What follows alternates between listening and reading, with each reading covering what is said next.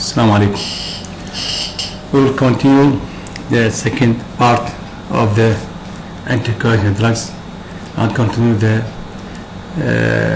characteristics and details about the heparin, and we reach the pharmacokinetics of the heparin.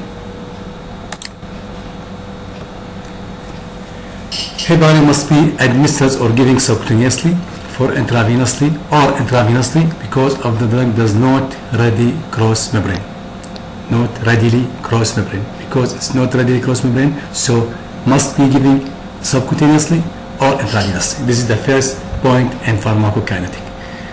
Second point, the low molecular weight heparins are administered subcutaneously, not given intravenously.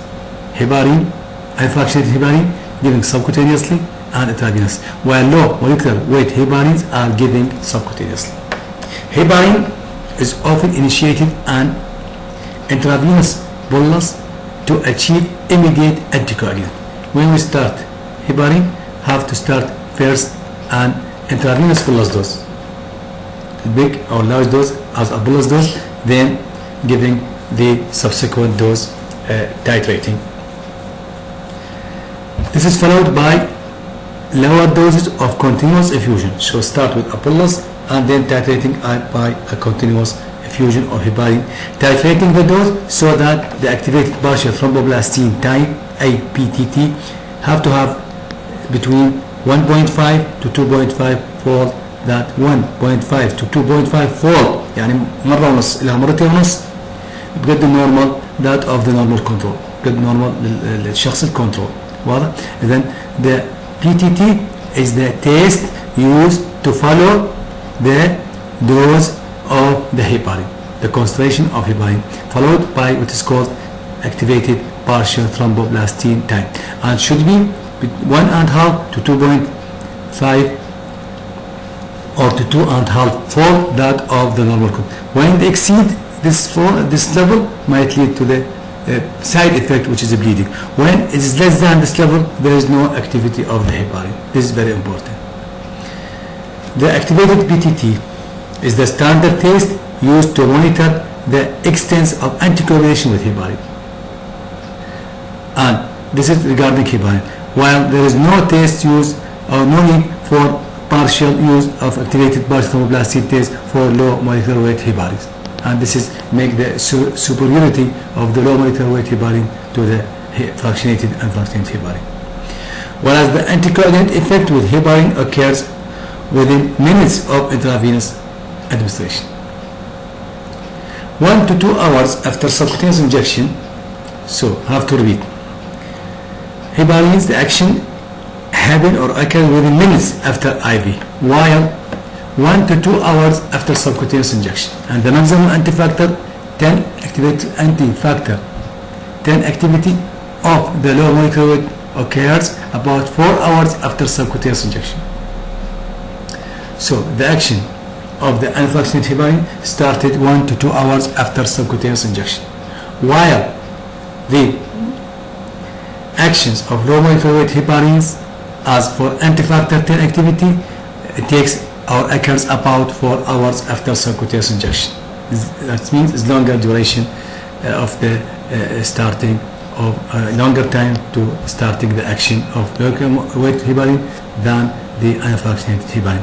While the injectable or the action takes minutes, the action of heparin after IV injection takes minutes to be started. It is usually not necessary to monitor coagulation values with low molecular weight heparin because the plasma levels of and the pharmacokinetics of these drugs are more predictable. So, as I mentioned in the slides of this lecture, there is no necessary to monitor coagulation value with low molecular weight heparin.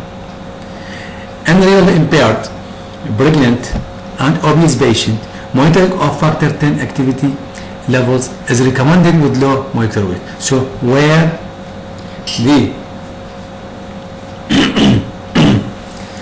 the monitoring of activated factor 10 is needed in low molecular weight heparin, the monitoring is needed or mandatory in patient with renal impairment, in pregnant patient, and in obese patient. Otherwise, there is no necessary to monitor coagulation value of low molecular weight heparin. In the blood, heparin binds to many proteins that neutralize its activity, causing unpredictable pharmacokinetics. So have to have notice that any drugs have to have noticed that many of the foods might be bound to the heparin and lead to the neutralization of S2, i.e. the heparin in the blood is interact with a varieties of proteins, whether drugs or nutrients, and this is lead to the unpredictable pharmacokinetic activity of the heparin. Although generally restricted to the circulations, heparin is taken up by the monocyte macrophage system and it undergoes depolymerizations and desulfation to inactive products. So, although it's restricted to the circulation, but can be taken up by monocyte macrophage system, and this will lead to the depolymerization, polymerization, and desulfation, and then heparin converted to the inactive products.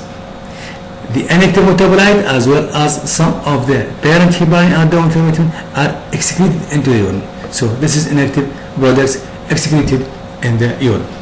Renal insufficiency prolongs the half-life of low molecular weight heparin. Therefore, the dose of low molecular weight heparin should be restricted or reduced in patients with renal impairment. And as mentioned in the slide, the low molecular weight heparin need monitoring of activated factor 10 activity. And one of the patients who need follow-up or who need monitoring of activity of active factor 10 is the patient with renal impairment and pregnant and obese patient. The half-life of heparin is approximately 1.5 hours, يعني 1.5 ساعة, whereas the half-life of low molecular weight heparin is longer than that of heparin, ranging from 3 to 12 hours. So these are the varieties between the low molecular weight heparin and unfractionated heparin. So يعني شباب لازم تركزوا لنا محاضرة على الاختلافات بين low molecular weight heparin and unfractionated heparin, usual heparin. وهذه الحقيقة اختلافات دائما نسأل بها بالنظري والعملي وهكذا، حتى بحياتكم العملية بالباطنية بالدوام بالنسائية سلوكم على الاختلافات بين الهيبارين العادي واللو موليكولر ويت هيبارين. Side effects of heparin. The main complication of heparin and low molecular weight heparin is bleeding. So بما انه مميع للدم او دواء ضد التجلط، واحدة من التأثيرات الجانبية هو انه النزف الدموي. النزف الدموي إذا الجرعة ازدادت عن المعقول أو عن المطلوب. The first side effect is bleeding. How to manage bleeding patient? This is very important question and very important fact or very important information have to have know in your life, on your practical life. How to manage patient? Receive heparin and develop bleeding. Excessive bleeding may be managed by discontinuation or discontinuing the drugs first, or by treating with the protamine sulfate. When infused slowly, the latter combines ionically with heparin to form a stable 1-to-1 inactive complex.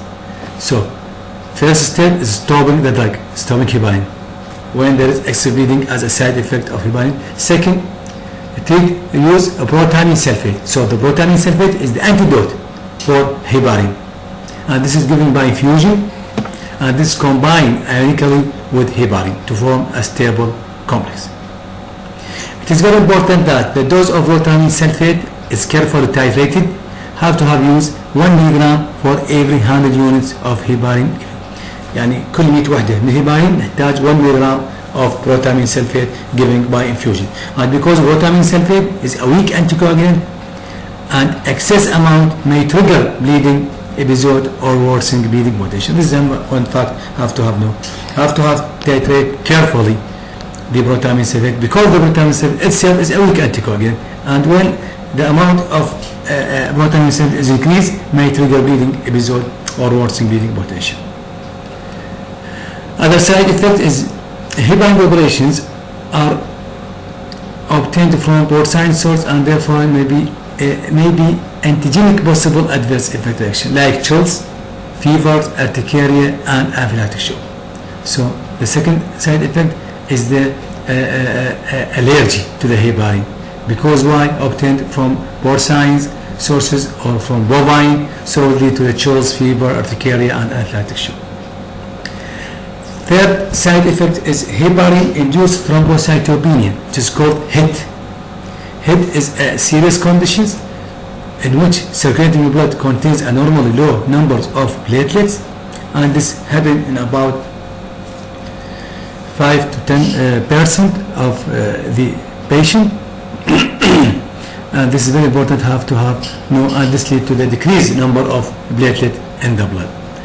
Other side effects not written here is the thrombosis, and the thrombosis is the immune-mediated reactions and carry risks of venous and arterial imbalance, and occur in about 2 to 3 patients of patients who receive standard heparin for a week or more.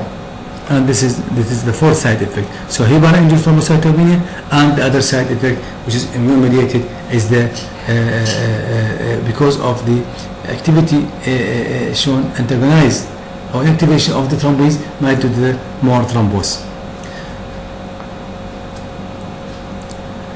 How to manage heparin-induced thrombocytopenia? Heparin therapy should be discontinued when patient develop heparin-induced thrombocytopenia or show severe thrombocytopenia. In case of HIT, heparin can be replaced by another anticoagulant such as argatroban, and have to have that the low molecular weight heparin can have cross sensitivity and are not recommended in it. يعني نقدر نطلع واحد يقول ليش ما نطلع molecular weight heparin؟ شافوا انه low molecular weight heparin have cross sensitivity and are not recommended in HIT. This is how to manage discontinue the drug and replacement of heparin with another anticoagulant such as argatroban. The fifth side effect, note 4, fifth, osteoporosis has been observed in patients with long-term heparin, and it is dose related and may be expected with 15,000 to 30,000 units a day for about 6 months, and it is most frequently seen in pregnancy. Osteoporosis, when the osteoporosis happens, osteoporosis is dose related to the heparin, and when the patient receives 15,000 to 30,000 units per day for about 6 months لمدة 6 أشهر، لمدة تاخذ 15,000 إلى 30,000 لمدة 6 أشهر، يمكن يصيدها اوستيوبروز. يعني مو كل واحدة تاخذ، خاصة بريجننت ومن مو كل واحدة تاخذ هيبارين يصيدها اوستيوبروز، لا، هو دوز ريليتد. إذا أخذت 15,000 أكثر من 15,000 إلى 30,000 لمدة أكثر من 6 أشهر، يمكن يتوقع أنه يصيدها اوستيوبروز. So the side effect is bleeding, allergy, third heparin-induced thrombocytopenia, fourth thrombosis, fifth osteoporosis. This is the side effect: bleeding, hypersensitivity, thrombocytopenia, and bleeding tendency. Thank you very much.